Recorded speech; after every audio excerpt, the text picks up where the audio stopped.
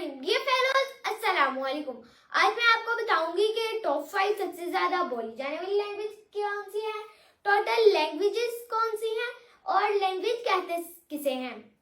Top 5 languages. First number पे आती है इंग्लिश, सेकंड नंबर पे आती है मैंडेरियन चाइनीज, थर्ड नंबर पे आती है हिंदी, फोर्थ नंबर पे आती है स्पेनिश और फिफ्थ नंबर पे आती है फ्रेंच।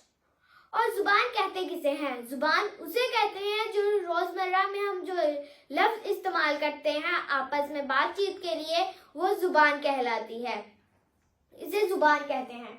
और दुनिया में टोटल कितनी जुबानें हैं? दुनिया में total 7159 to 7168 active spoken languages हैं, जो बोली जाने वाली जुबानें हैं। या वो 7159 है या वो 7168 है। इन दोनों में से कोई जुबानें हैं। अगर आपको हमारी वीडियो अच्छी लगती हो तो इसे लाइक, सब्सक्राइब और शेयर जरूर करिएगा।